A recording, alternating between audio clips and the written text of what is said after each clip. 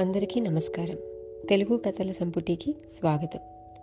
ఈరోజు మనము చందమామ కథల్లోని బేతాళుని కథలు చెప్పుకుందాం.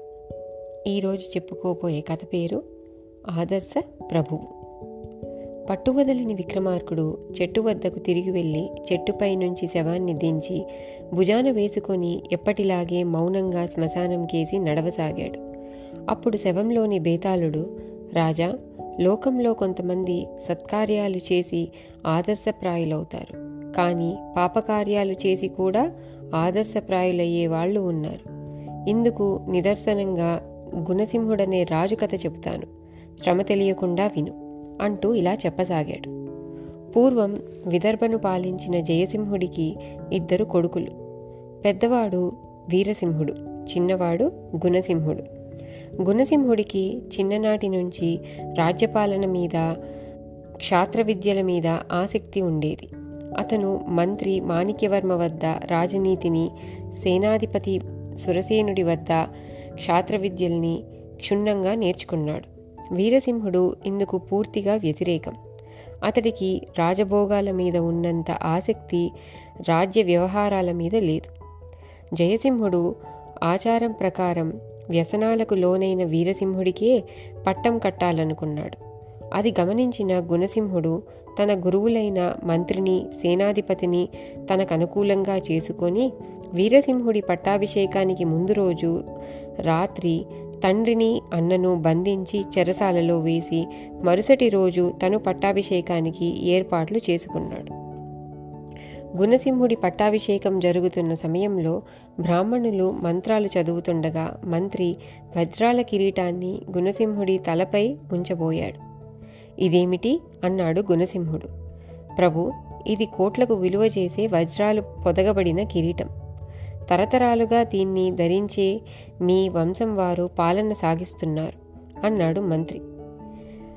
వజ్రాలు పొదిగిన కిరీటం తలపై లేందే రాజు పరిపాలన చేయలేడా ఏమిటి అన్నాడు గుణసింహుడు.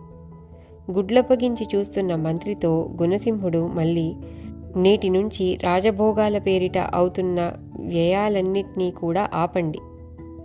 నేను కూడా ఆస్థానంలో ఒక ఉద్యోగినే కనుక నాకు కూడా తగిన వేతనం ఏర్పాటు చేయండి అన్నాడు.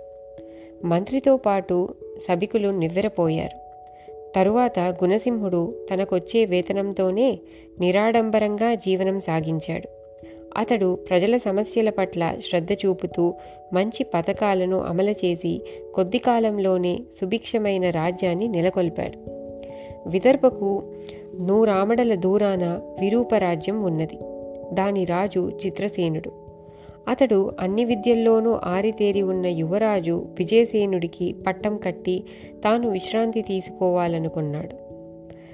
నీ విద్యాభ్యాసం పూర్తయిన మాట నిజమే, కానీ రాజుకు శాస్త్రజ్ఞానం ఒక్కటే చాలదు, అనుభవం కూడా ఉండాలి. దేశాటన చేస్తూ ఆదర్శ ప్రభులెవరైనా తటస్థపడితే వారి వద్ద కొంతకాలం ఉండి పరిపాలనలో గల మెలకువలు తెలుసుకొని రా అన్నాడు రాజు.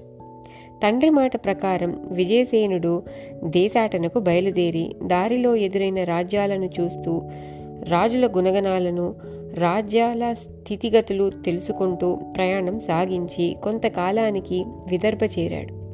విదర్భ ప్రజల ద్వారా గుణసింహుడి గురించి, అతడి పరిపాలన విధానాల గురించి విని అతన్ని చూడబోయి తన కోరిక చెప్పాడు. విజయసేనుడు తన ఆస్థానంలో కొంతకాలం ఉండేందుకు గుణసింహుడు సంతోషంగా ఒప్పుకున్నాడు. విజయసేనుడు గుణసింహుడి కొలువులో కొంతకాలం ఉండి తన రాజ్యానికి తిరిగిపోయి పట్టం కట్టుకున్నాడు. బేతాళుడు ఈ కథ చెప్పి, రాజా, పట్టం కట్టుకొని రాజ్యం ఏలవలసిన సమయంలో తండ్రి మాట మీరక శ్రమకోర్చి దేశాటన చేసిన విజయసేనుడు గుణసింహుణ్ణి ఆదర్శ ప్రభువుగా గుర్తించడంలో పొరపాటు చేశాడనిపిస్తున్నది. రాజ్యకాంక్షతో తండ్రిని, తోడబుట్టిన వాణ్ణి చెరసాల పాలు చేసిన గుణసింహుడు ఆదర్శ ప్రభువు ఎలా అవుతాడు? ఈ సందేహానికి సమాధానం తెలిసి కూడా చెప్పకపోయావో తల పగులుతుంది అన్నాడు. దానికి విక్రమార్కుడు, గుణసింహుడు రాజ్యకాంక్షతో తండ్రిని, తోడబుట్టిన వాణ్ణి చెరసాల పాలు చేశాడనటానికి ఆధారం లేదు. వ్యసనపరుడైన రాజు నుంచి ప్రజలను కాపాడేందుకు, వారికి మంచి పరిపాలన ఏర్పాటు చేసేందుకు అలా చేయడం అతనికి తప్పనిసరైంది. గుణసింహుడు రాజ్యకాంక్షతోనే ఆ పని చేసి ఉన్నట్టయితే రాజభోగాలను విడిచిపెట్టి ఉండేవాడు కాదు. ప్రజల బాగోగుల్ని అంతగా పట్టించుకునేవాడు కాదు. అంతేకాక తాను అధికున్నన్న భావాన్ని విడిచి ప్రజలలో తాను ఒకడైపోతే ప్రజల సమస్యలు పరిష్కారం మరింత సులువు అవుతుందన్న నమ్మకంతో తనకొచ్చే వేతనంతోనే సామాన్యమైన జీవితాన్ని గడుపుతూ ప్రజలకు సుఖశాంతులు నేర్పరచడం ద్వారా గుణసింహుడు అక్షరాల ఆదర్శ ప్రభువు లక్షణాలను కనబరిచాడు. తండ్రికి తోడబుట్టిన వాడికి ద్రోహం చేశాడనుకుంటే అది అతడి వ్యక్తిగత విషయం. అతడి వ్యక్తిగత విషయాల కన్నా రాజుగా అతడు ప్రజలకేపాటి సేవ చేయగలిగాడన్నది ముఖ్యం. ఆ కారణంగా గుణసింహుడు ఆదర్శ పుత్రుడు, ఆదర్శ సోదరుడు కాదేమో కానీ ఆదర్శ ప్రభువు అవడానికి ఎలాంటి సందేహమూ లేదు. అతన్ని ఆదర్శ ప్రభువుగా గుర్తించడంలో విజయసేనుడు పొరపడిందేమీ లేదు అన్నాడు. రాజుకు ఈ విధంగా మౌనభంగం కలగగానే బేతాళుడు శవంతో సహా మాయమై తిరిగి చెట్టెక్కాడు. ఇది కథ. మళ్ళీ ఇంకో కథతో మళ్ళీ కలుద్దాం. అంతవరకు సెలవు.